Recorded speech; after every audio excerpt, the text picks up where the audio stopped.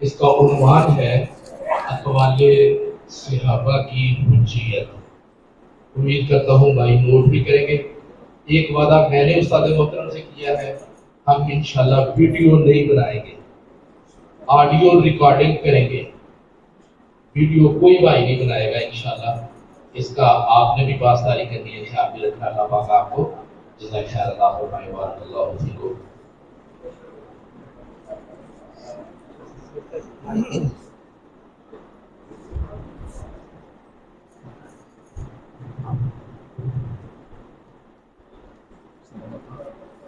ایک کرتا ہے، دو اٹھتا ہے، ایک گھنٹہ انشاءاللہ۔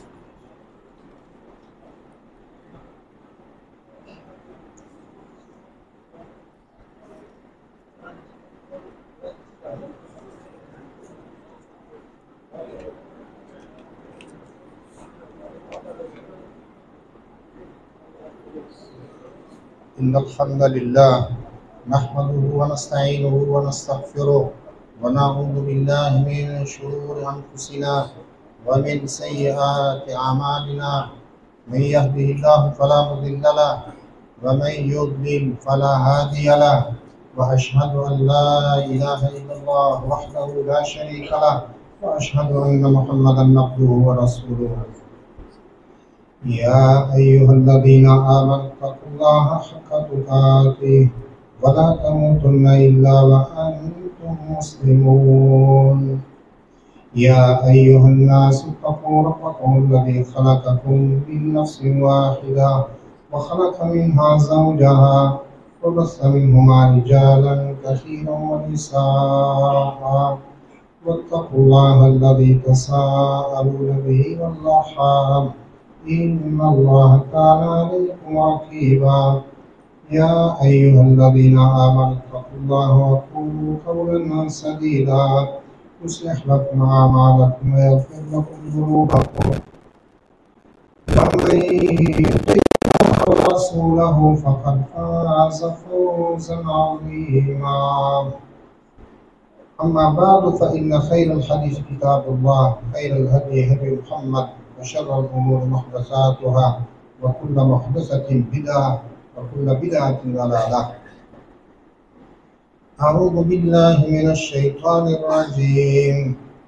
إنما كان قول المؤمنين إذا دعوا إلى الله ورسوله ليحكم بينهم أن يقولوا سمعنا وأطعنا وأولئك هم المفلحون۔ ومن يطع الله ورسوله ويخشى الله ويتقه فأولئك هم الفائزون۔ ومن يطع الله ورسوله ويخشى الله ويتقه فأولئك هم الفائزون۔ وقال في مقام آخر: والسابقون الأولون من المهاجرين والأنصار والذين اتبعوهم بإحسان رضي الله عنهم ورضوا عنه وأعد لهم جنات تجري تحتها الأنهار خالدين فيها أبدا ذلك الفوز العظيم۔ خطبہ مسنونہ کے بعد پہلی دو آیتیں جو میں نے پڑھی ہیں سورۃ النور سے ہیں، پھر جو آیت میں نے پڑھی ہے سورۃ التوبہ سے ہے۔ یہ بات ہمیں معلوم ہونی چاہیے کہ دین اللہ جل وعلا کی کتاب اور اس کے رسول صلی اللہ علیہ وسلم کی سنت کا نام ہے۔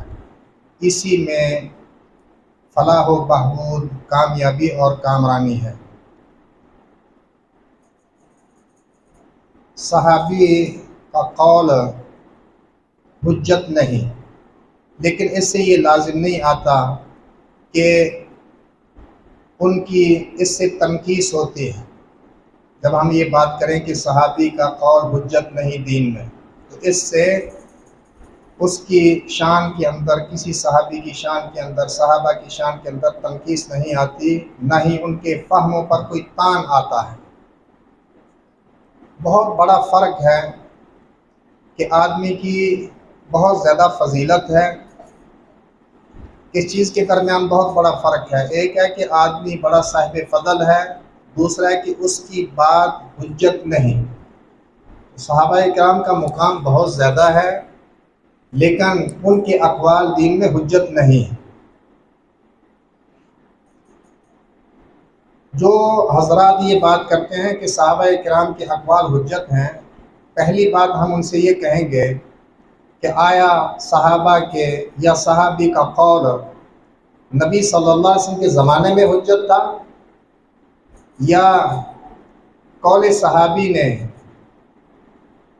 حجت کا درجہ جو ہے وہ رسول اللہ صلی اللہ علیہ وسلم کی وفات کے بعد حاصل کیا؟ پہلی یہ بات کہ رسول اللہ صلی اللہ علیہ وسلم کے دور میں صحابی کا قول حجت نہیں، ہم نے یہ ذکر کرنا ہے کہ رسول اللہ صلی اللہ علیہ وسلم کے دور میں بھی صحابی کا قول حجت نہیں تھا اور بعد میں بھی حجت نہیں۔ چند مثالیں اس کی ذکر کر رہا ہوں کہ رسول اللہ صلی اللہ علیہ وسلم کے دور میں اقوال صحابہ اور افعال صحابہ حجت نہیں تھے۔ پہلے نمبر پر بخاری کی حدیث ذکر کر رہا ہوں اختصار سے، کیونکہ وقت کم ہے تو میں اختصار کے جگہوں پر کروں گا۔ حدیث کا نمبر ہے صحیح بخاری میں 4340۔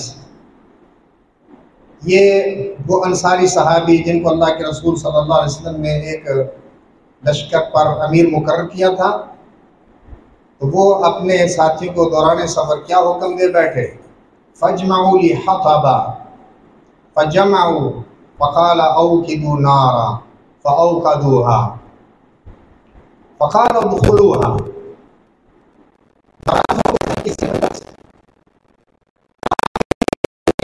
انہوں نے کر دی، پھر کہا کہ آگ بھڑکاؤ، انہوں نے بھڑکا دی آگ، پھر کہا کہ اس میں داخل ہو جاؤ۔ اب یہ جو حکم ہے صحابی کا حکم ہے، آگ کے اندر داخل ہونا۔ کیا ہوا؟ فَهَمُّوا وَجَعَلَ بَعْضُهُمْ يُمْسِكُ بَعْضًا، انہوں نے آگ میں داخل ہونے کا ارادہ کر لیا کئیوں نے، لیکن کئی پکڑ رہے اور کہہ رہے ہیں فررنا الی النبی صلی اللہ علیہ وسلم من النار، ہم تو نبی صلی اللہ علیہ وسلم کی طرف بھاگے تھے آگ سے۔ فما زالوا، اسی طرح رہے، کوئی داخل ہونا چاہتے ہیں، کوئی انہیں پکڑنا چاہتے ہیں، حتی خمدت النار، حتی کہ آگ بجھ گئی۔ فسکن غضبہ، تو اس کا غصہ بھی سرد پڑ گیا۔ تو یہ بات نبی صلی اللہ علیہ وسلم کو پہنچی تو آپ نے فرمایا تھا لو دخلوها ما خرجوا منها الى يوم القیامہ الطاعۃ فی المعروف۔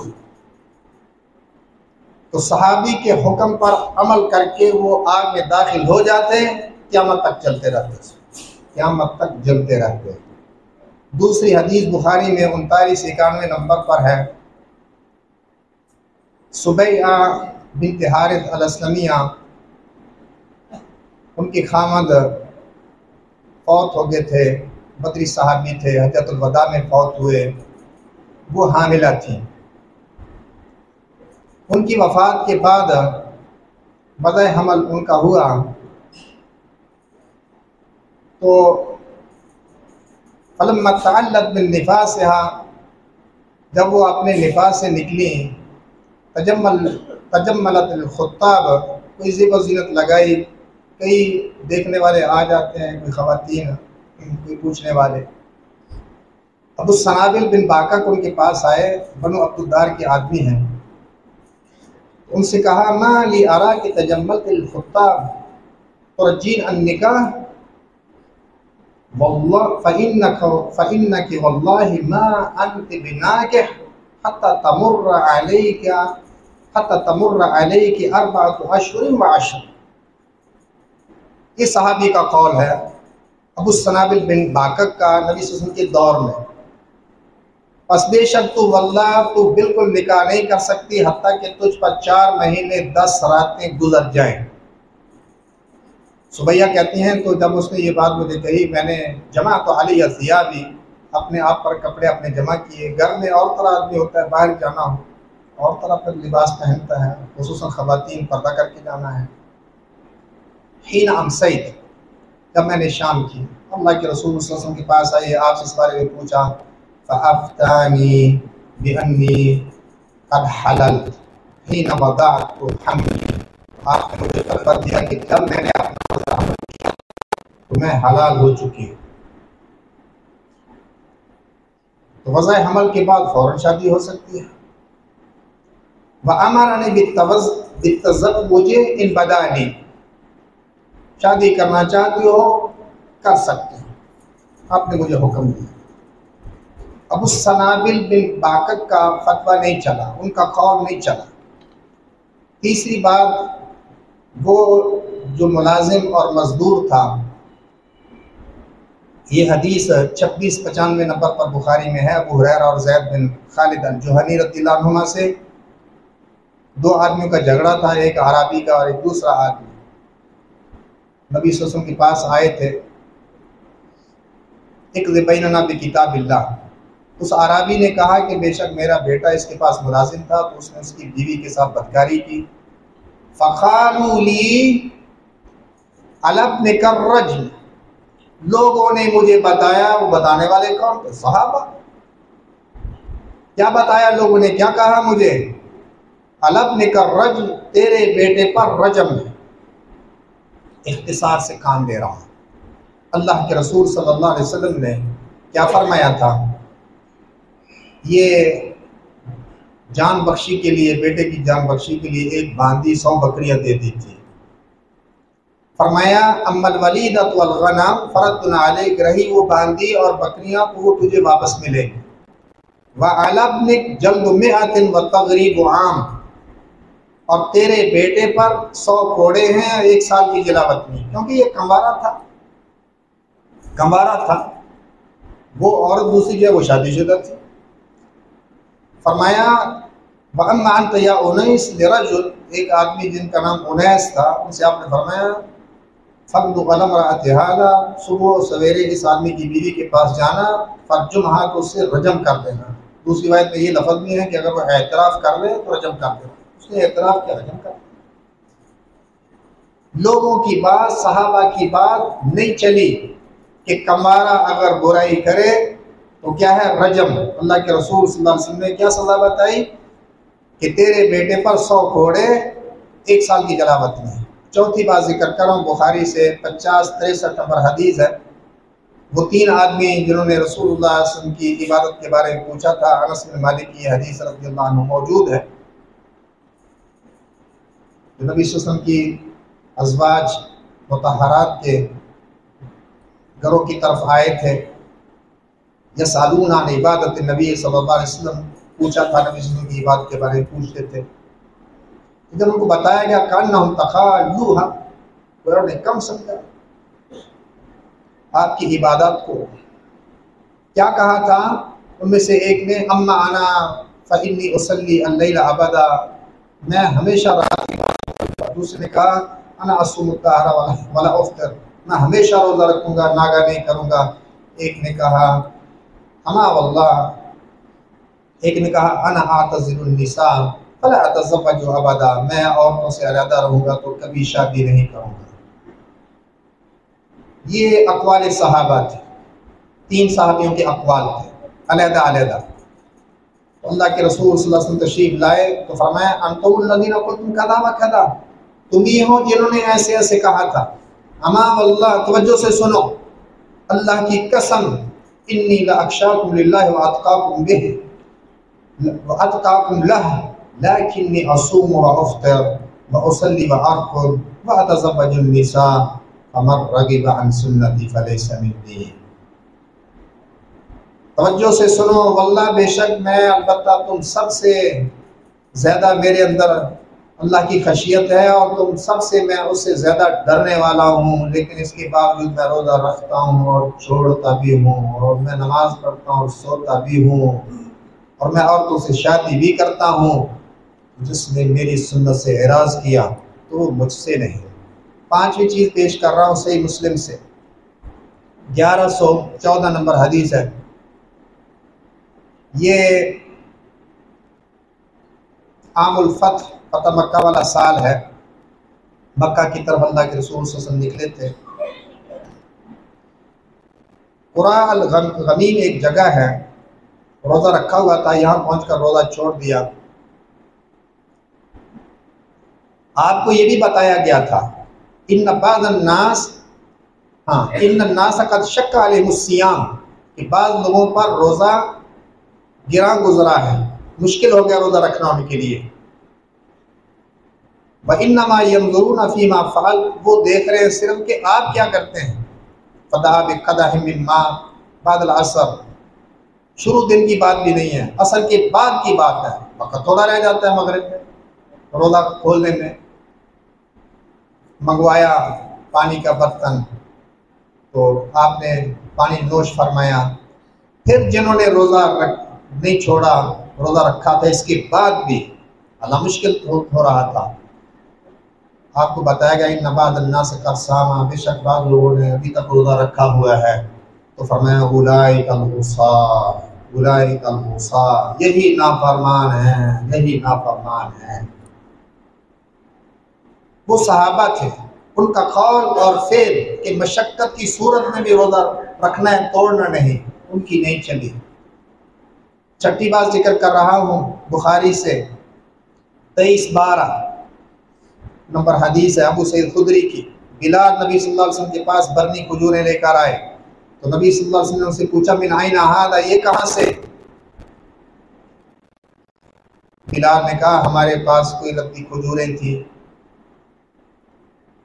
اس سے میں نے 2 ٹوپے بیچ کر 2 ٹوپے کے عوض 1 ٹوپا لیا ہے۔ 2 ٹوپے دے کر وہ ردی کھجوریں، 1 ٹوپا برنی کھجوروں کا لیا ہے۔ حالانکہ کھجور کے عوض کیا ہونے چاہیے؟ برابر برابر، نقد بے نقد۔ کیوں لیا ہے، اس طرح کیوں کیا؟ تاکہ نبی صلی اللہ علیہ وسلم کو کھلائیں۔ تو نبی صلی اللہ علیہ وسلم نے اس وقت فرمایا اللہ اللہ افو افو، عین الربا، عین الربا، بالکل سود ہے، بالکل سود ہے۔ ولیکن اذا اردت ان تشتری، اور لیکن جب تم خریدنا چاہو، فبع التمر ببیع آخر ثم اشترہ، تو کھجور کو بیچ دو، جب خریدنا چاہو تو کھجور کو بیچ دو، ببیع آخر، ایک اور بیع کے ساتھ، پھر خرید لو اس کو، جو کھجوریں موجود ہیں بیچ دو، پھر ان پیسوں کے ساتھ اور کھجوریں خرید لو جتنی بھی آ جائے۔ کھجور کے بدلے کھجور جو ہے وہ کیا ہوگی؟ برابر برابر، نقد بے نقد۔ اونچ نیچ ہے، کسی طرف سے زیادہ ہے، کسی طرف سے کم ہے، کمی بیشی ہے، سود ہے۔ بلال نے یہ کام کر لیا تھا، صحابی ہیں، لیکن قول صحابی، فعل صحابی نبی کی نہ بنا۔ 7ویں نمبر پر بخاری سے 4269 نمبر حدیث ذکر کر رہا ہوں۔ وہ ایک آدمی کو لا الہ الا اللہ کہنے کے بعد بھی اسامہ بن زید نے قتل کر دیا تھا، یہ سمجھا کہ یہ بچنے کے لیے پڑھ رہا ہے، تو آپ نے فرمایا یا اسامہ اقتلتہ بعد ما قال لا الہ الا اللہ، اور تو نے اسے لا الہ الا اللہ کہنے کے بعد قتل کر دیا، اس نے لا الہ الا اللہ کہا پھر تو نے اسے قتل کر دیا۔ قلت کان متحفظا، میں نے عرض کی وہ پناہ پکڑنے والا تھا، بچنا چاہتا تھا۔ فما زال یکررها، تو آپ یہ لفظ کہتے ہی رہے کتنی دفعہ، یا اسامہ اقتلتہ بعد ما قال لا الہ الا اللہ حتی تمنیت انی لم اکن اسلمت قبل ذلک اليوم، حتیٰ کہ میں نے تمنا کی کہ اس دن سے پہلے میں مسلمان نہ ہوا ہوتا۔ کیا معنی؟ اسلام لانے سے میرا یہ گناہ بھی دھل جاتا باقی گناہوں کے ساتھ۔ 8ویں چیز ذکر کر رہا ہوں اسامہ کے حوالے سے ہی رضی اللہ عنہ رضی اللہ عنہما، بخاری میں 3475 نمبر حدیث سیدہ عائشہ ام المؤمنین رضی اللہ عنہا سے ہے۔ وہ مخزومیہ عورت جس نے چوری کر لی تھی، سفارشی کس کو بنایا گیا؟ اسامہ بن زید کو۔ تو اللہ کے رسول صلی اللہ علیہ وسلم نے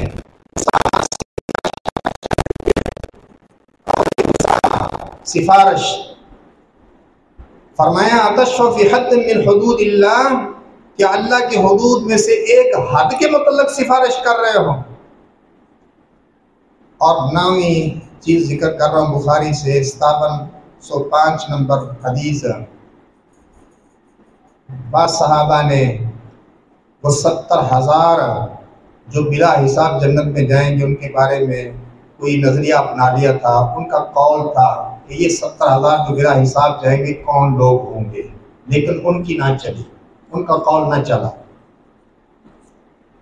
کیا کہا تھا انہوں نے؟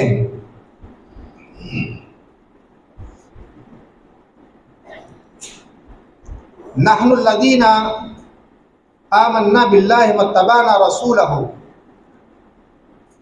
میں نے پہلے گزارش کی، وقت کی مناسبت سے میں کئی چیزیں مختصر کر رہا ہوں، لیکن اشارہ وہ اتنا اجمال انشاءاللہ نہیں ہوگا کہ پتہ نہ چلے کیا ذکر ہو گیا.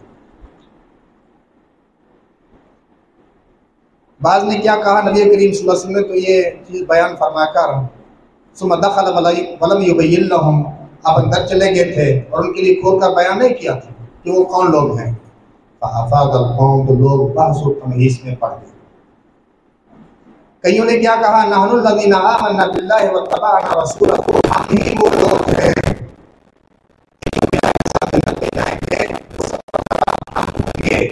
کیونکہ ہم اللہ پر ایمان لائے اور اس کے رسول کی ہم نے اتباع کی. فنحن ہم، تو ہم ہی وہ ہیں. او اولادنا، یا ہماری اولاد ہے جو اسلام میں پیدا ہوئے. کیوں؟ فإنا ولدنا فی الجاہلیہ، کیونکہ ہم تو دور جاہلیت میں پیدا ہوئے تھے. یہ بات تھی صحابہ کی. تو یہ بات نبی صلی اللہ علیہ وسلم کو پہنچی، دوسرا کچھ اور ذکر نہیں ہے، یعنی صحابہ کی یہ بات تھی. فخرج، پھر آپ باہر نکلے تو آپ نے فرمایا ہم الذین لا یسترقون، وہ لوگ ہیں جو دم کا مطالبہ نہیں کرتے، ولا یتطیرون، اور نبوست نہیں پکڑتے، ولا یکتمون، اور آگ کے داغ نہیں لگواتے علاج کے لیے، وعلی ربہم یتوکلون، اور صرف اپنے رب پر توکل کرتے. ان کا قول نہیں چلا، صحابہ کا قول.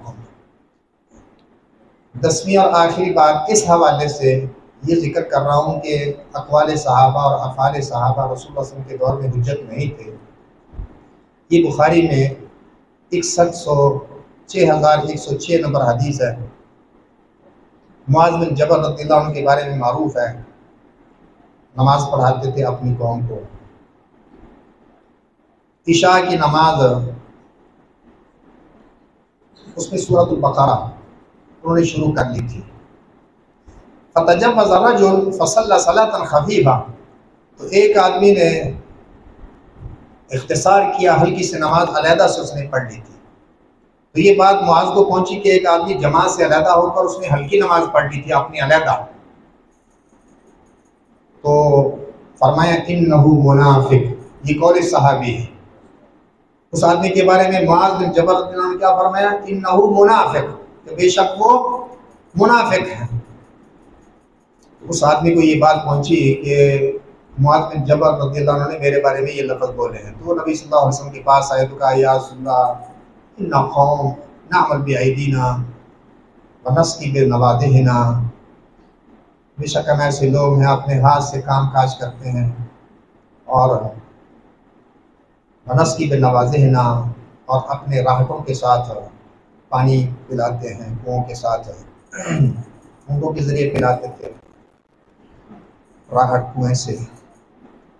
اور معاذ بَإِنَّ مُعَاذًا صَلَّى بِنَا الْبَارِحَةَ، بے شک معاذ نے گزشتہ رات ہمیں نماز پڑھائی. انہوں نے فقر البقر فتجوزت، میں نے مختصر نماز پڑھ لی.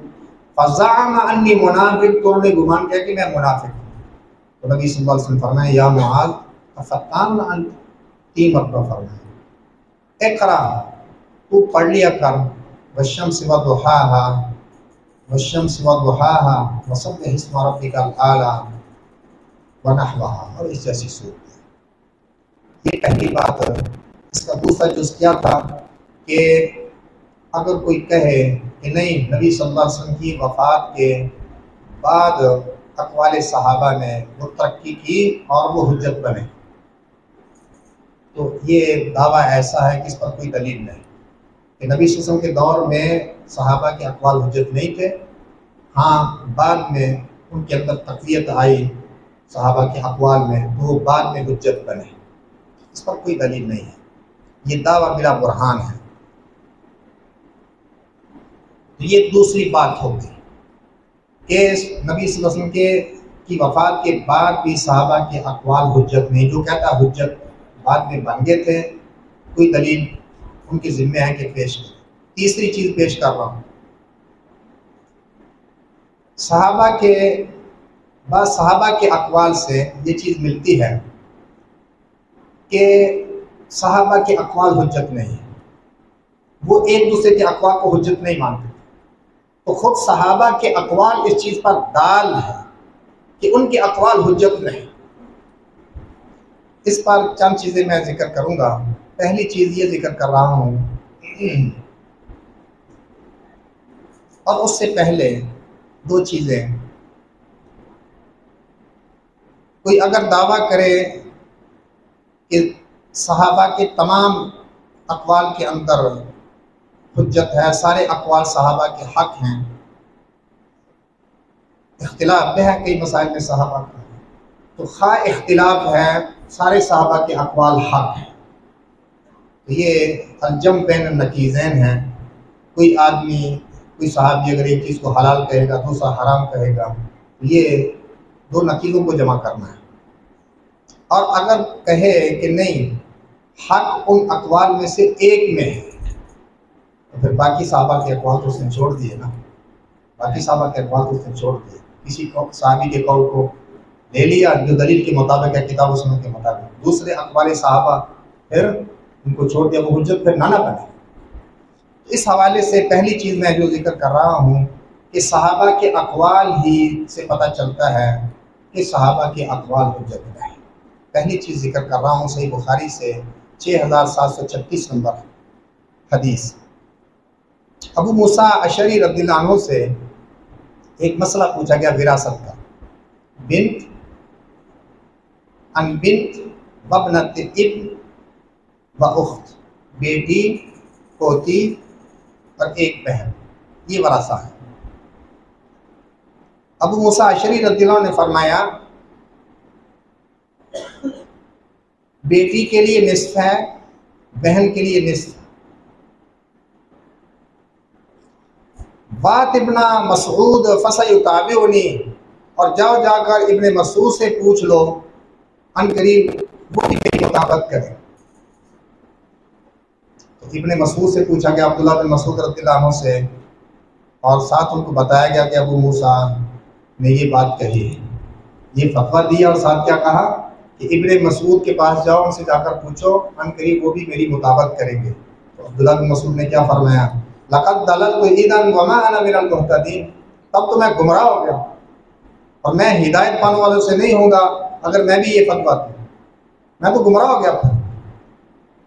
اقضی فیہا بما قضى النبی صلی اللہ علیہ وسلم، میں اس کے متعلق وہ فیصلہ کروں گا جو نبی صلی اللہ علیہ وسلم نے فیصلہ فرمایا تھا، للابنۃ النصف ولابنۃ ابن السدس تکملۃ الثلثین وما بقی فللأخت، بیٹی کے لیے نصف ہے، پوتی کے لیے سدس ہے، ثلثین پورا کرنے کے لیے،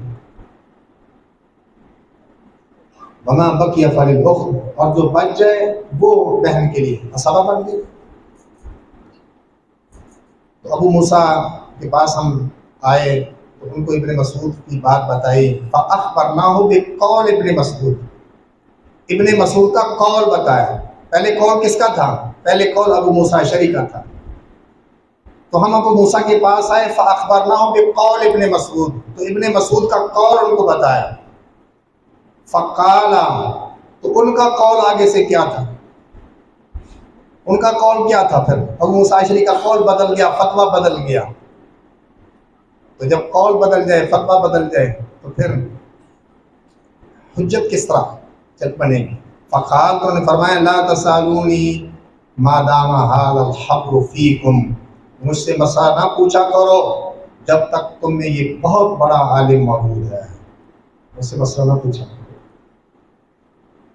دوسری بات ذکر کر رہا ہوں، ترمذی سے 824 نمبر حدیث ہے، سالم بن عبداللہ نے ابن شہاب کو بتایا، بیان کیا کہ انہوں نے ایک شامی آدمی کو، رجل من اہل الشام، سنا وہ عبداللہ بن عمر سے مسئلہ پوچھ رہا تھا ان التمتع بالعمرہ الی الحج، کہ حج کی طرف عمرے کا فائدہ اٹھایا جا سکتا ہے کہ ایک ہی سفر میں بندہ عمرہ بھی کر لے حج بھی کر لے، حج تمتع۔ تو عبداللہ بن عمر نے فرمایا یہ حلال، یہ حلال ہے، کر سکتا ہے۔ فقال الشامی، تو اس شامی نے کہا، اللہ تعالیٰ شام والوں کی حفاظت فرمائے، فلسطین کی حفاظت فرمائے، لبنان کے مسلمانوں کی حفاظت فرمائے، ہر جگہ مسلمانوں کی حفاظت فرمائے۔ فقال الشامی، تو شامی نے کہا ان اباک قد نہا عنہا، یقیناً آپ کے والد گرامی نے اس سے منع کیا۔ فقال عبداللہ بن عمر، تو عبداللہ بن عمر نے فرمایا ارائیت، دیکھیے، ان کان ابی نہا عنہا، اگر میرے والد صاحب نے اس سے منع وصنعها رسول اللہ صلی اللہ علیہ وسلم، اور اللہ کے رسول صلی اللہ علیہ وسلم نے یہ کیا ہے، امر ابی نتبع ام امر رسول اللہ صلی اللہ علیہ وسلم، تو کیا ہم امر ابی نتبع اپنے باپ کے حکم کی اتباع کریں گے یا رسول اللہ صلی اللہ علیہ وسلم کے حکم کی اتباع کریں گے؟ رسول اللہ صلی اللہ علیہ وسلم نے کیا ہے سے مراد کیا ہے یہاں؟ آپ صلی اللہ علیہ وسلم اس کی اجازت دی، تو آپ نے قران کیا، اور قران میں بھی کیا ہے آپ نے، قران میں عمرہ ہوتا ہے، کیا ہے اللہ کے رسول سے، ایک ہی سفر میں کیا ہے، آپ نے کیا ہے، عمرہ بھی کیا ہے، حج بھی کیا ہے، حج قران میں دونوں چیزیں ہیں۔ اور تمتع عام طور پر دوسرے کو کہتے ہیں، عمرہ کر کے احرام کھول دیا، پھر 8 تاریخ کو دوبارہ احرام باندھا، اس میں بھی عمرہ ہے، اس میں بھی عمرہ ہے، اللہ کے رسول صلی اللہ علیہ وسلم نے عمرہ کیا ہے حج کے ساتھ۔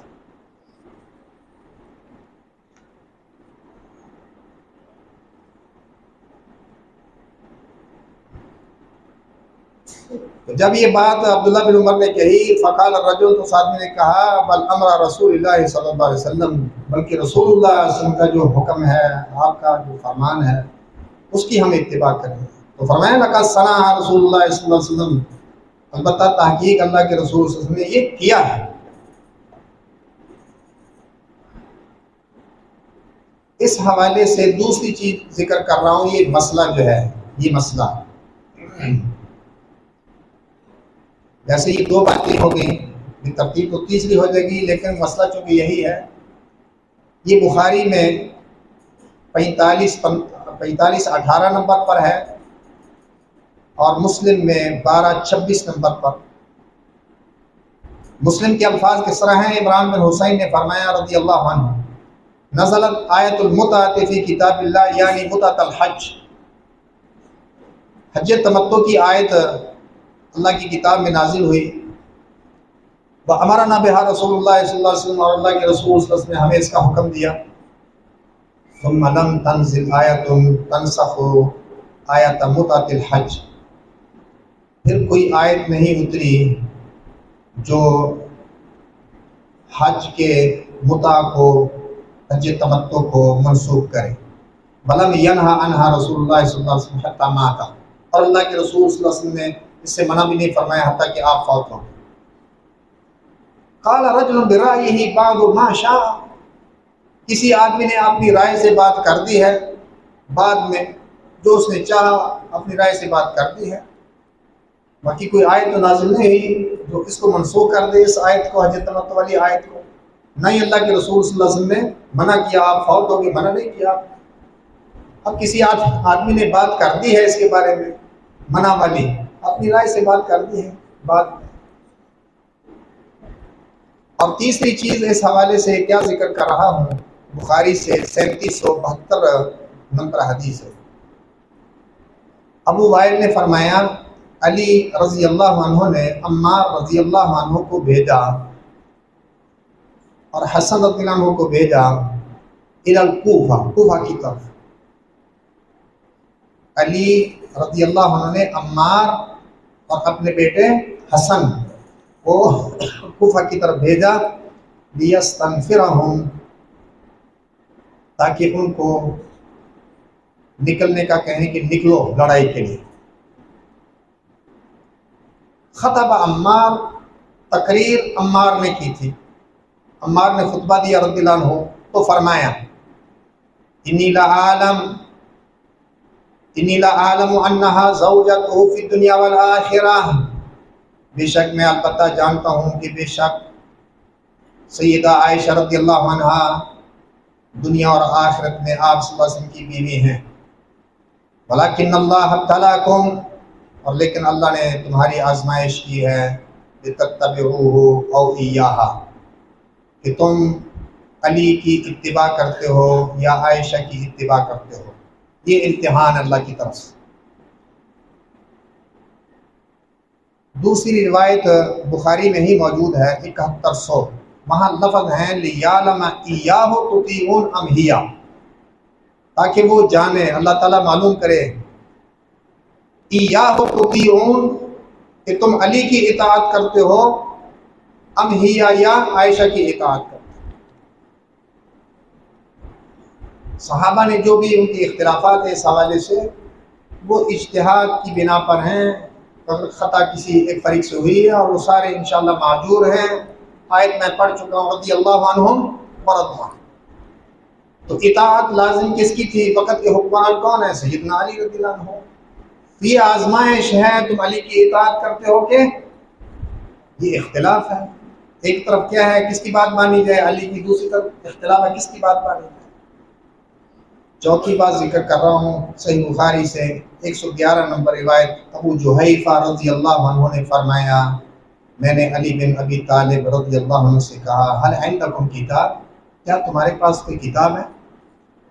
قال اللہ، فرمایا کوئی خاص کتاب نہیں. الا کتاب اللہ، مگر اللہ کی کتاب ہے.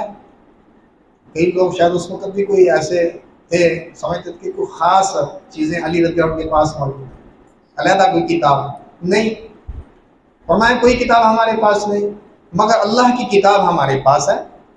اور فہم اعطیہ رجل مسلم، یا فہم ہے جو کسی مسلمان آدمی کو عطا ہوتی ہے. اور ما فی ہذہ صحیفہ، یا وہ ہے ہمارے پاس جو اس صحیفہ کے اندر لکھا ہوا ہے. کہتے ہیں میں نے کہا تو اس صحیفہ کے اندر کیا لکھا ہوا ہے؟ فما فی ہذہ صحیفہ قال العقل وفکاک الاسیر ولا یقتل مسلم بکافر. کہا دیت کے مسائل ہیں اس کے اندر، اور قیدی کو چھڑانے کے حوالے سے، اور کوئی مسلمان کسی کافر کے بدلے میں قتل نہ کیا. اتنا اونچا درجے کا ہو منصب کا کافر. ولا یقتل مسلم بکافر، مسلم نے کسی کافر کو قتل کر دیا، قتل کا بدلہ قتل نہیں. آج الٹ ہو گیا. اللہ تعالیٰ مسلمانوں کو عزت عطا فرمائے. اس حدیث میں او فہم اعطیہ رجل مسلم، کیا معنی؟ فہم مختلف ہو سکتا ہے، فہم مختلف ہے، صحابہ کا فہم بھی مختلف ہے، تو ہر کسی نے اپنے فہم پر چلنا ہے. تو فہم ہے جو کسی مسلمان کو عطا ہو. یہ علی رضی اللہ عنہ کا قول ہے. تو میں ابھی کیا بات ذکر کر رہا تھا کہ صحابہ کے اقوال اس چیز پر دلالت کرتے ہیں کہ صحابہ کے اقوال دین میں حجت نہیں.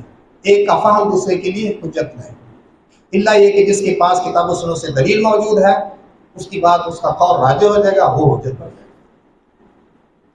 چوتھی بار یہ ذکر کر رہا ہوں کہ صحابی مسئلے میں اگر دلیل سے بات کرے تو اس وقت دلیل کی اتباع ہم پر لازم ہے، اور اگر وہ دلیل کے بغیر فتویٰ دیں حجت نہیں. اس حوالے سے پہلی چیز ذکر کر رہا ہوں سیدنا عثمان رضی اللہ عنہ کے حوالے سے. صحیح بخاری میں 912 نمبر روایت ہے. صاحب بن یزید نے کہا اذان جمعے والے دن پہلی کس وقت ہوتی تھی؟ جب امام منبر پر بیٹھتا علی عہد نبی صلی اللہ علیہ وسلم و ابی بکر و عمر رضی اللہ عنہما. نبی صلی اللہ علیہ وسلم کے عہد میں، ابو بکر کے عہد میں، اور عمر کے عہد میں رضی اللہ عنہ. فلما کان عثمان رضی اللہ عنہ، جب عثمان رضی اللہ عنہ ہوئے، وکثر الناس، اور لوگ زیادہ ہو گئے. کیا معنی؟ شروع میں عثمان رضی اللہ عنہ کے دور میں بھی یہ چیز نہیں چلتی تھی. عثمان جب رضی اللہ عنہ خلیفہ بنے اور بعد میں کیا ہوا؟ لوگ زیادہ ہو گئے، پھر کیا کیا انہوں نے زاد النداء الثالث علی الزہراء، زہراء پر انہوں نے تیسری اذان کا اضافہ کیا۔ ابو عبداللہ نے فرمایا، امام بخاری نے رحمہ اللہ، زہراء موطن بسوق المدینہ، زہراء مدینے میں بازار کے اندر ایک جگہ ہے۔ یہ تیسری اذان کا اضافہ کیا نبی صلی اللہ علیہ وسلم کے دور میں۔ پہلی اذان کس وقت ہوتی تھی؟ جب امام ممبر پر بیٹھتا تھا۔ دوسری کون سی؟ دوسری وہی جو اقامت، اس کو بھی اذان کہا گیا، جس طرح نبی صلی اللہ علیہ وسلم نے ایک حدیث میں کیا فرمایا، بین کل اذانین صلاۃ۔ دوسری چیز اس حوالے سے ذکر کر رہا ہوں مسلم سے، عمر رضی اللہ عنہ نے 3 طلاقیں لاگو کر دی تھیں۔ ابن عباس کی حدیث مسلم میں موجود ہے 1472 نمبر پر، فرمایا کان طلاق علی عہد رسول اللہ صلی اللہ علیہ وسلم و ابی بکر و سنتین من خلافت عمر طلاق ثلاث واحدہ، 3 طلاقیں ایک ہوتی تھی رسول اللہ صلی اللہ علیہ وسلم کے عہد میں، ابو بکر کے عہد میں، اور عمر کی خلافت کے پہلے 2 سال میں 3 طلاقیں ایک ہوتی تھیں۔ فقال عمر بن الخطاب ان الناس قد استعجلوا فی امر قد كانت لهم به آنا، بے شک لوگوں نے یقین اجرت طلب کی ہے ایک معاملے میں کہ جس میں ان کے لیے نرمی تھی۔ فلو امضیناہ علیہم، تو اگر ہم اس کو ان پر جاری کر دیں کہ کوئی 3 دے اکٹھی کو 3 لاگو کر دیں، فامضاہ علیہم، ابن عباس فرماتے ہیں فامضاہ علیہم، تو اس کو عمر رضی اللہ عنہ ان پر جاری کر دیا کہ جو 3 طلاقیں دے گا 3 ہم اس کو لاگو کریں گے، لاگو کر دیا عمر رضی اللہ عنہ۔ تیسری بات اس حوالے سے یہ ذکر کر رہا ہوں کہ بخاری میں عبداللہ بن عمر رضی اللہ عنہ سے حدیث ہے، نبی صلی اللہ علیہ وسلم سے انہوں نے روایت کی، آپ نے فرمایا خالف المشرکین وفر اللحا واحف الشوارب، مشرکوں کی مخالفت کرو، داڑیاں بڑھاؤ اور مونچھوں کو خوب کاٹو۔ خوب کاٹنے کا کیا مطلب ہے؟ احفا کا معنی ہے کاٹنے میں مبالغہ، کہ چمڑا نیچے سے نظر آئے۔ ماشاءاللہ بہت سارے پوری داڑھی رکھنے والے اس مسئلے پر کم عمل کرتے ہیں، وہ داڑھی کے ساتھ مونچھیں بھی رکھتے ہیں، کاٹتے ہیں تو پھر کچھ رکھ لیتے ہیں۔ رکھنے کا نہیں آیا، یہ آیا کہ کاٹنا ہے تو پھر کیا کرنا ہے، لمٹ 40 راتیں ہر مہینہ لے گا، اتنی دیر تک تو رکھ سکتے ہیں، لیکن کاٹنی ہے تو پھر یہ نہیں کہ کچھ رکھ لیتے، احفا کرنا ہے، خوب مبالغہ کاٹنا ہے۔ یہ حدیث ذکر کر کے نافع جو شاگرد ابن عمر کے فرماتے ہیں، وکان ابن عمر اذا حج او اعتمر، ابن عمر جب حج کرتے یا عمرہ، قبض علی لحیتہ فما فضل احدہ، اپنی داڑھی کو پکڑتے جو مٹھی سے زائد ہوتی اسے کاٹ دیتے تھے۔ 3 چیزیں میں نے اس حوالے سے بھی ذکر کی ہیں کہ صحابی کوئی بات اگر کرتا ہے دلیل کے ساتھ تو دلیل کی اتباع ہم پر واجب ہے، لیکن اگر وہ دلیل کے بغیر بات کرے صحابی تو ہم پر وہ واجب نہیں ہے، ہمارے لیے حجت نہیں ہے۔ 3 باتیں جو میں نے ذکر کی، پہلے سیدنا عثمان رضی اللہ عنہ کے حوالے سے اذان، دوسری بات میں نے ذکر کی سیدنا عمر رضی اللہ عنہ کے حوالے سے 3 طلاقیں لاگو کی، تیسری بات میں نے ذکر کی ابن عمر کے حوالے سے کہ مٹھی سے زائد کاٹ دیتے تھے، ہر وقت نہیں، حج اور عمرے کے موقع پر۔ اب یہاں ایک چیز سمجھنی چاہیے، تیسری اذان جو عثمان رضی اللہ عنہ سے ہے، عثمان رضی اللہ عنہ خلفائے راشدین میں سے ہیں اور 10 مبشرہ میں سے ہیں، ہمارے لیے سنت نہیں۔ تیسری اذان، جمعہ کی تیسری اذان ہمارے لیے سنت نہیں۔ عمر بن خطاب رضی اللہ عنہ خلفائے راشدین سے ہیں، 10 مبشرہ سے ہیں، اپنے بیٹے عبداللہ بن عمر سے کہیں افضل ہے۔ ان کا قول 3 طلاقوں کے حوالے سے کہ انہوں نے لاگو کر دی تھی 3 طلاقیں، ہمارے لیے حجت نہیں۔ تو ابن عمر کا فعل ہمارے لیے حجت کس طرح بن گیا؟ کئیوں نے گاڑیاں کٹانی شروع کر دی۔ ابن عمر داڑھی کاٹتے تھے اور وہ بھی حج اور عمرہ کے موقع پر۔ عمر کا قول تم نہیں مانتے ہو، عمر ان سے اپنے بیٹے سے کہیں افضل ہے۔ 3 طلاقوں کے حوالے سے عمر کا قول آپ نہیں مانتے کہ نہیں، ایک ہے، کیونکہ رسول اللہ صلی اللہ علیہ وسلم کے دور میں ایک چلتی تھی۔ تو عبداللہ بن عمر رضی اللہ عنہ نے جو حدیث پیش کی ہے وہ ہم نے ماننی ہے، یا ان کا فعل اور قول ہم نے لینا ہے۔ قول صحابی، فعل صحابی حجت نہیں۔ لیکن بہت سارے لوگوں نے کیا کر لیا ہے اب کہ وہ عمر کے قول کو تو نہیں مانتے ہیں، حالانکہ اشرف مبشرہ سے ہیں، خلفائے راشدین سے ہیں، لیکن ان کے بیٹے عبداللہ بن عمر کے فعل کو انہوں نے لے لیا ہے۔ پانچویں چیز ذکر کر رہا ہوں کہ کئی چیزوں سے کئی علماء نے استدلال کیا ہے، یہ آخری بات ہے، اس کے بعد چند چیز ذکر کر کے میں اپنی بات ختم کر رہا ہوں۔ پانچویں بات، اس کے بعد چند چیز ذکر کر کے بات کو سمیٹ رہا ہوں۔ پانچویں بات کیا ہے کہ بعض نصوص سے کئی لوگوں نے، علماء نے استدلال کیا ہے کہ اقوال صحابہ رضی اللہ عنہم حجت ہے۔ اس پر ہم تھوڑی سی بات کریں گے۔ پہلے دو چیزیں ذکر کرتا ہوں، ایک ابو داؤد کی روایت اور ایک ترمذی کی روایت۔ ابو داؤد کی روایت اوصیکم بتقوی اللہ، یہ حدیث ارباد بن ساریہ رضی اللہ عنہ سے ہے۔ اللہ کے رسول صلی اللہ علیہ وسلم نے فرمایا اوصیکم بتقوی اللہ والسمع والطاعہ وان عبدا حبشیا فانہ من یعش منکم بعدی فسیری اختلافا کثیرا۔ بس بے شک شان یہ ہے کہ تم میں سے کوئی جو میرے پاس زندہ رہا تو ان قریب، تم میں سے جو میرے پاس زندہ رہا تو ان قریب بہت زیادہ اختلاف دیکھے گا۔ فعلیکم بسنتی، تو اختلاف کے موقع پر کیا کرنا ہے؟ فعلیکم بسنتی، تو میری سنت کو لازم پکڑنا، وسنت الخلفاء المہدیین الراشدین۔ یہ حدیث فعلیکم بسنتی وسنت الخلفاء المہدیین الراشدین، اور خلفاء کی سنت کو لازم پکڑنا جو ہدایت یافتہ ہیں اور راہ راست پر ہیں۔ تمسکوا بہا، اسے مضبوطی سے تھامنا، وعضوا علیہا بالنواجذ، اور داڑھوں کے ساتھ مضبوطی سے پکڑنا۔ دوسری حدیث ترمذی میں 3805 نمبر پر، یہ ابو داؤد کی 4607 ہے، ابن مسعود سے ہے یہ ترمذی والی روایت۔ اللہ کے رسول صلی اللہ علیہ وسلم نے فرمایا اقتدوا بالذین من بعدی من اصحابی، میرے صحابہ میں سے میرے بعد دو آدمیوں کی اقتداء کرنا۔ اقتدوا بالذین من بعدی من اصحابی، میرے بعد دو آدمیوں کی اقتداء کرنا میرے صحابہ سے، ابی بکر و عمر، ابو بکر اور عمر کی۔ امام ترمذی نے حدیث نقل کر کے فرمایا وَيَحْيَى بْنُ سَلَمَةَ يُضَاعُ فِي الْحَدِيثِ، یحییٰ بن سلمہ حدیث کے اندر ضعیف قرار دیے جاتے ہیں۔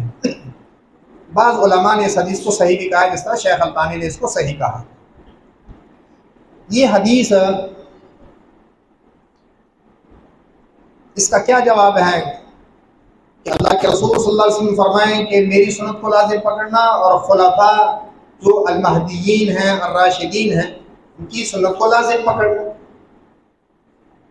خلفاء المہدیین الراشدین، ان کی سنت وہ لازم پکڑنی ہے جو رسول اللہ صلی اللہ علیہ وسلم والی سنت انہوں نے اپنائی ہے، ان کی کوئی علیحدہ سنت نہیں۔ کیوں؟ بسنت الخلفاء المہدیین الراشدین، اس سنت سے کون سی سنت مراد ہے؟ خلفاء المہدیین الراشدین کی وہ سنت مراد ہے جو انہوں نے رسول اللہ صلی اللہ علیہ وسلم کی سنت کو اپنایا، وہ سنت ہے۔ رسول اللہ صلی اللہ علیہ وسلم والی سنت ہی اپنانی ہے۔ دلیل اس کی کیا ہے؟ ہم کہتے ہیں یہ واو جو ہے بسنت الخلفاء، یہ واو تفسیر اور توضیح کے لیے، واو مغایرت کے لیے نہیں ہے۔ یہ واو مغایرت کے لیے نہیں ہے کہ یہ کوئی علیحدہ ہے، علیحدہ رسول اللہ صلی اللہ علیہ وسلم کی سنت سے علیحدہ سنت ہے جس کو لازم اپنانا ہے۔ یہ واو تفسیر اور توضیح کے لیے ہے، مغایرت کے لیے نہیں۔ جیسے اللہ تعالیٰ نے सैयदना याकूब अलैहिस्सलाम का कौल जो उनके बेटों के लिए था, जिक्र फरमाया सूरतुल बकरा में अम कुंतुम शुहदा इज़ हदर याकूबल मौत इज़ क़ाल लिबनीहि मा ताबुदून मिन बअदी क़ालू नअबुदु इलाहक व इलाहा आबाइक इब्राहीम व इस्माईल व इसहाक़ इलाहन वाहिदा व नहनु लहू मुस्लिमून। या तुम हाजिर थे जिस वक्त याकूब को मौत हाजिर हुई, जब उसने अपने बेटों से कहा मेरे बाद तुम किसकी इबादत करोगे? उन्होंने कहा हम तेरे माबूद की इलाह करेंगे। और किसके माबूद की इबादत करेंगे? नाबुदु इलाहक, हम तेरे माबूद की इबादत करेंगे। व इलाहा आबाइक इब्राहीम व इस्माईल व इसहाक़ इलाहन वाहिदा, और तेरे आबा इब्राहीम, इस्माईल और इसहाक के इलाह की इबादत करेंगे, एक इलाह की। तो जो इलाह किसका है? याकूब का है, वही उनके आबा का इलाह। तो एक इलाह की इबादत। तो यहाँ भी अलैकुम बिसुन्नती व सुन्नतिल खुलफा अल महदीयीन अर राशिदीन से एक सुन्नत मुराद है। कौन सी सुन्नत? खुलफा राशिदीन की वो सुन्नत जो उन्होंने रसूलुल्लाह सल्लल्लाहु अलैहि वसल्लम की सुन्नत अपनाई, उसको अपनाना है। सुबुल सलाम बुलूग मराम की जो शरह है मोहम्मद बिन इस्माईल अल अमीर अस्सनानी की, वो फरमाते हैं सुबुल सलाम के अंदर कि अम्मा हदीस अलैकुम बिसुन्नती व सुन्नतिल खुलफाए राशिदीन, और इसी तरह हदीस इक्तदू बिल्लज़ीना मिन बादी अबी बकर व उमर, इसके बारे में उन्होंने कहा अखरजहु तिरमिज़ी व क़ाल हसन व अखरजहु अहमद व इब्न माजा व इब्न हिब्बान व लहु तुरुक़ फ़ीहा मक़ाल इल्ला अन्नहु युक़व्वी बअदुहा बअदा। फिर फरमाते हैं फ़इन्नहु लैसल मुरादु बिसुन्नतिल खुलफ़ाइर राशिदीन इल्ला तरीक़तुहुम अल मुवाफ़िक़तु लितरीक़तिही सल्लल्लाहु अलैहि वसल्लम। बस बेशक शान ये है कि सुन्नतुल खुलफा ar-राशिदीन से मुराद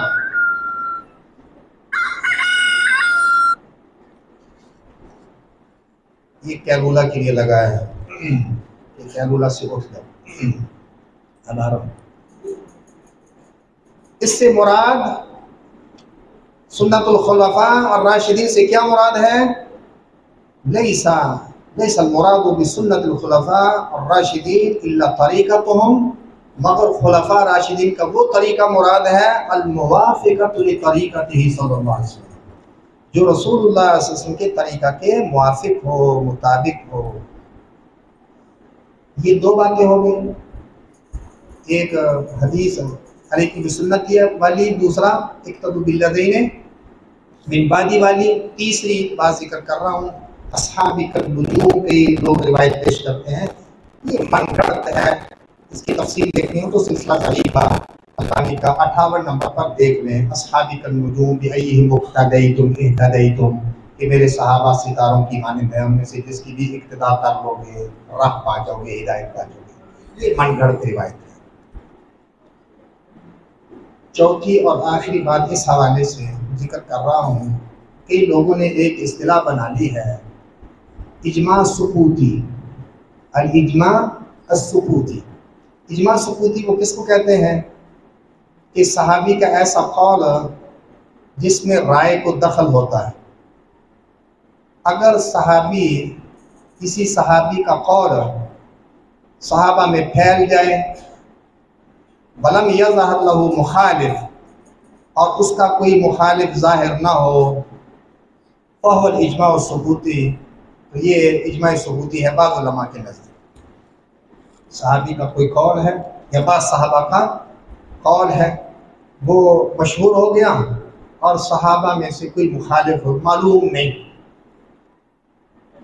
हम कहते हैं कि वही का सुकूत या नबी सल्लल्लाहु अलैहि वसल्लम का सुकूत और आपका इकरार और तकरीर ये तो हुज्जत है, लेकिन जिसका नाम वो इजमा सुकूती रखते हैं اس کی کتاب و سنت کے اندر کوئی دلیل نہیں اس کی حجت ہونے کی کہ صحابہ اگر کیا کر لیں، خاموشی کیا کر لیں کسی مسئلے میں، رائے متفق ہے یا مخالف ہے، پتہ بھی نہیں ہوتا. تو یہ اجماع ثبوتی کتاب و سنت سے اس کی دلیل چاہیے کہ صحابہ کا اجماع ثبوتی حجت ہے، اس پر کوئی دلیل نہیں ہے. آخر میں پھر یہی بات کہہ رہا ہوں دوبارہ کہ اللہ اور اس کے رسول کی اطاعت ہی میں دنیاوی اور اخروی کامیابی ہے، اسی کے اندر فلاح و بہبود ہے آدمی کی کامیابی. صحابہ کا مقام بہت زیادہ ہے، لیکن یہ چیز سمجھیں، ایک ہے صحابہ کا فہم، ایک ہے صحابہ کا منہج. صحابہ کا فہم مختلف ہے لیکن صحابہ کا منہج ایک ہے. وہ کیا کہ اختلاف کی صورت میں بات اللہ اور اس کے رسول کی طرف لوٹا دیں. منہج صحابہ کیا ہے؟ اختلاف کی صورت میں کتاب و سنت کی طرف رجوع. فہم مختلف ہے صحابہ کا، اور یہی چیز کہ وہ جو ان کا منہج تھا صحابہ کا، ہم اس منہج کو سلام کہتے ہیں. بہت اچھا منہج ہے صحابہ کرام کا کہ اختلاف کی صورت میں وہ اپنی بات کو حجت نہیں کہتے تھے کہ میں کہہ رہا ہوں میں صحابی ہوں یا میں خلیفہ راشد ہوں میری بات حجت ہے. نہیں، وہ اختلاف کی صورت میں کتاب و سنت کی طرف رجوع کرتے تھے، اور یہی بات اللہ تعالیٰ کے اس فرمان کی موافق ہے. سورۃ النساء میں جو فرمایا یا ایھا الذین آمنوا اطیعوا اللہ واطیعوا الرسول واولی الامر منکم فإن تنازعتم في شيء فردوه إلى الله والرسول إن كنتم تؤمنون بالله واليوم الآخر ذلك خير وأحسن تأويلا. اللہ تبارک و تعالی مجھے اور آپ کو حق سمجھ میں اس پر عمل کرنے کی توفیق عطا فرمائے. اقول قولی ھذا واستغفر اللہ لي ولکم سائر المسلمین واستغفروه انه هو الغفور الرحیم. سوال ہے کہ بعض اساتذہ کرام کہتے ہیں جو عامی سلف صحابہ ہے تو ہم عقائد میں تو لیں گے لیکن فقہ میں نہیں، اس کی کیا قاعدے یہ کہاں تک؟ ہر چیز میں صحابہ کا فہم مختلف ہو سکتا ہے، لیکن وہ میں نے آخر میں بات کر دی ہے کہ فہم صحابہ مختلف ہے. فہم صحابہ مختلف ہے، وہ عقائد ہوں یا دوسرے. تو عقائد میں تو کوئی اختلاف نظر نہیں آتا، عقائد میں کوئی اختلاف نہیں ہے. مسائل کے اندر جو ہے نا وہ اختلاف ہو سکتا ہے فہم کے اندر، تو ان کا فہم جو ہے وہ حجت نہیں، ان کا منہج حجت ہے.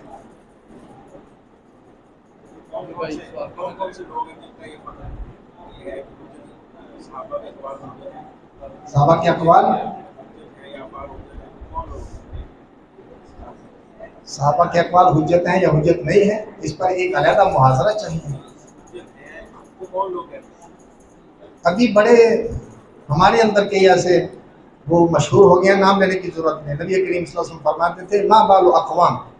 ہاں جی، تو ہم جو کتاب و سنت کی بات کرنے والے ہیں ہم میں نمایاں ہیں، اور پھر سوشل میڈیا پر نمایاں ہیں. میں نمایاں نہیں، لیکن میں سنتا ہوں کہ بعض علماء فلاں نمایاں ہیں اور وہ یہ بات مشہور کر رہے ہیں، اور ان کے گرویدہ بڑے نوجوان ہیں. نام لینے کی ضرورت نہیں. ما بال اقوام.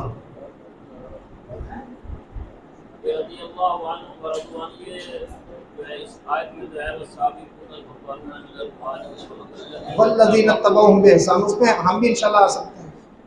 اللہ ہمیں ان میں شامل کر دے. والذین اتبعوہم بإحسان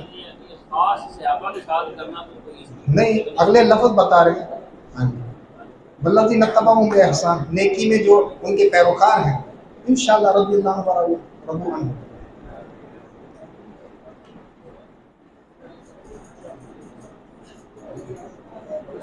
علیکم السلام. شیخ نہیں، انصاری. میں نے جو آپ کا محاورہ سنا ہے اس میں سے آپ نے اکثر وہ دلائل ذکر کیے ہیں جو محل نزاع سے خارج ہے. یعنی یہ جو علماء نے لکھا ہے کہ صحابہ کا جو قول ہے وہ سب کو بالکل حجت ہے، یعنی جب وہ نص کے مخالف ہے.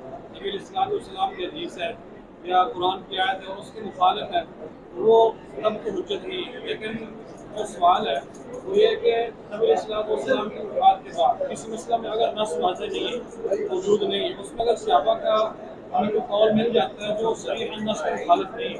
हाँ जी, सवाल क्या है कि अगर किसी सहाबी का कौल नबी करीम सल्लल्लाहु अलैहि वसल्लम के कौल के मुखालिफ आ जाए तो इसमें कहते हैं कोई इख्तिलाफ नहीं, वो तो नहीं माना जाएगा।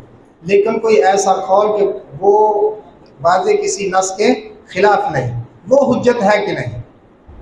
सहाबी का कौल है और वो किसी नस के खिलाफ नहीं, वो हुज्जत है कि नहीं? इस पर मुझे कोई दलील नहीं मिली कि हुज्जत है। क्यों? मैं पेश कर चुका हूँ, अली रज़ियल्लाहु अन्हु का कौल पेश कर चुका कि आदमी, कोई मुसलमान आदमी और फ़हमुन ओतियहु रजुलुन मुस्लिम, या फ़हम हमारे पास, अच्छा तुम्हारे पास कोई ख़ास किताब है? नहीं, हमारे पास ख़ास कोई किताब नहीं, अल्लाह की किताब है या जो क्या है इस सहीफ़ा के अंदर है। और एक चीज़ क्या जिक्र की कि फ़हम वो भी हमारे पास है, ओतियहु रजुलुन मुस्लिम जो किसी मुसलमान आदमी को आता वो मुख्तलिफ होता है।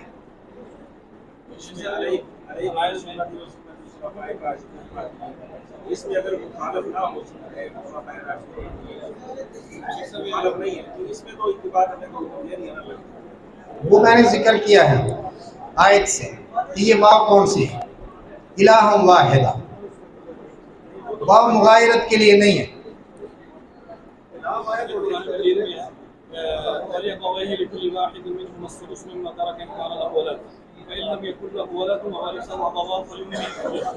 अब ये मसला जो के नाम से मशहूर है कि सहाबा की सैयदना उमर रज़ियल्लाहु अन्हु के ज़माने में जब ये मसला पेश आया कि शुरू माँ बाप जब हो या बेवी और माँ बाप हो तो माँ के लिए क्या सुलूस होगा, तो सैयदना उमर के ज़माने में फैसला हुआ था और उनका सुलूस बाकी। तो सहाबा ने कहा था अगर हम सुलूस देंगे कुरान के आयत कुरान के आयत के मुताबिक देंगे तो फिर ये मुनासिब के उसूल के मुखालिफ विरासत में, मैंने आपकी बात समझ ली, विरासत के मसाइल में सहाबा का इख्तिलाफ है, ये आप बताएं। जद के मसले में या दीगर मसाइल में सहाबा का आपस में इख्तिलाफ है। अगर वो हुज्जत मानते थे कि अबू बकर का कौल हुज्जत है या फलां सहाबी का हुज्जत है, फिर इख्तिलाफ की ज़रूरत नहीं। उनका इख्तिलाफ है, विरासत के मसाइल में सहाबा का इख्तिलाफ है। अल्लाह ने फ़हम दिया है, दो सहाबा का इख्तिलाफ हो गया, जो आपको समझ आता है उसको ले लो। हाँ जी।